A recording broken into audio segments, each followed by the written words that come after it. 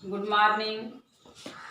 आज आप लोग संज्ञा और सर्वनाम के बारे में कुछ जानकारी प्राप्त करेंगे। ऐसे बैठे जैसे पढ़ रहे हैं। संज्ञा का अर्थ होता है नाम।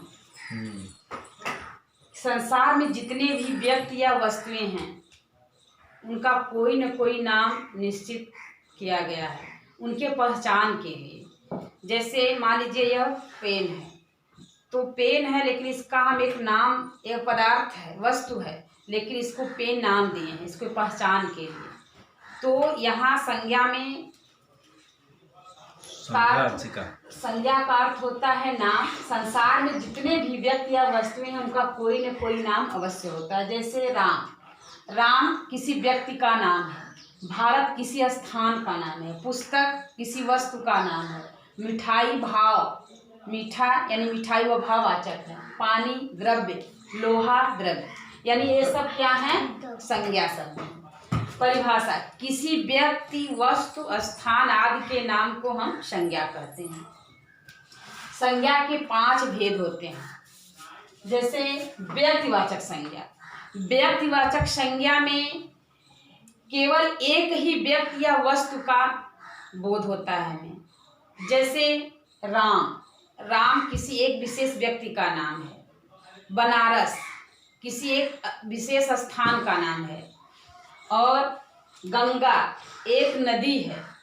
तो यहाँ व्यक्तिवाचक संज्ञा में किसी एक वस्तु स्थान आदि का बोध होता है, वहाँ व्यक्तिवाचक संज्ञा होती है। जातिवाचक संज्ञा में जातिवाचक संज्ञा से व्यक्तियों या वस्तुओं के पूरी जाति का बोध होता है। जैसे लड़का कई लड़के हैं, उसमें कोई इंटर के छात्र हैं, कोई एलकेजी के छात्र हैं, कोई आईआईटी का छात्र है, लड़का है।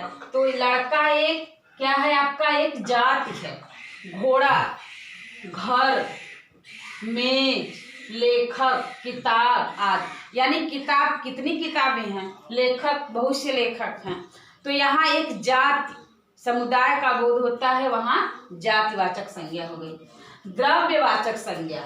द्रव्यवाचक संज्ञा से उस द्रव्य या पदार्थ का बोध होता है जिसे हम माप या तौल सकते हैं लेकिन उसे गिन नहीं सकते। जैसे सोना, चांदी, दूध, पानी, घी। सोना चांदी को हम तौल सकते हैं, उसको गिन नहीं सकते। दूध को माप सकते हैं लेकिन उसको गिन नहीं सकते। तो यह हो गया आपका द्रव्यवाचक संज्ञा। समूहवाचक संज्ञा। जिस संज्ञा से अनेक वस्तुओं या प्राणियों के समूह का बोध होता है वह उसे समूहवाचक संज्ञा कहते हैं। जैसे परिवार में कई लोग हैं, कई तरह के परिवार हैं। संघ, सेना, यानी एक सेना में कई हजारों लाखों की संख्या में सेना है। ढेर, श्रृंखला, चोटी। तो ये सब क्या हो गए आपके? समूहवाचक संज्ञा। भाववाचक संज्ञा। भाववाचक संज्ञा उस नाम को कहते हैं जो किसी भाव, दशा, धर्म, गुण या कार्य का बोध कराए।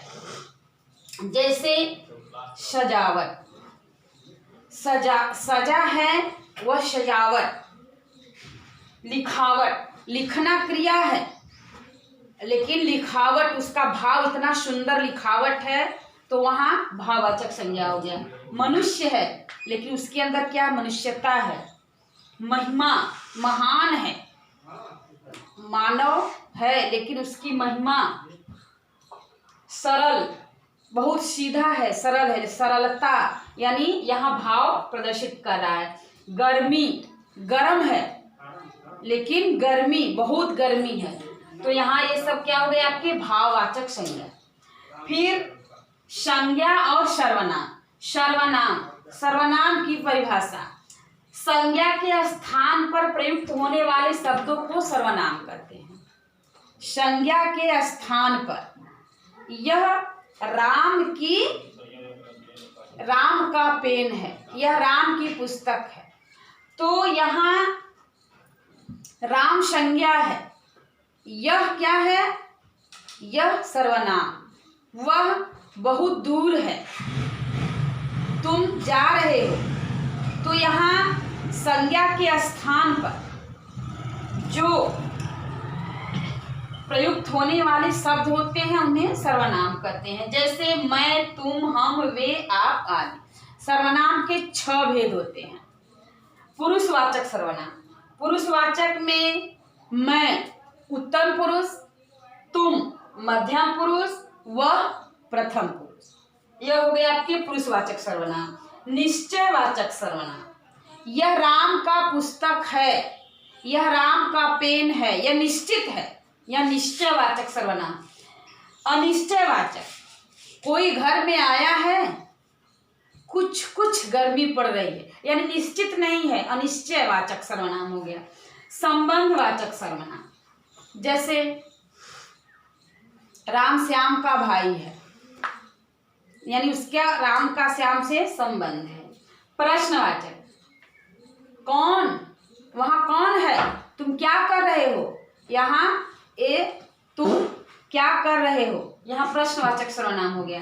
निजवाचक सर्वनाम, निजवाचक, आप जा रहे हो, मैं खाना खा चुका, यानी यहाँ खुद स्वयं को प्रदर्शित कर रहा है, इसलिए यहाँ आप सर्वनाम और संज्ञा और सर्वनाम की परिभाषा और इसके डेफिनेशन, इसके भेद पहचान लिए और इसको आप लोग तैयार कर लीजिएगा। धन्यवाद।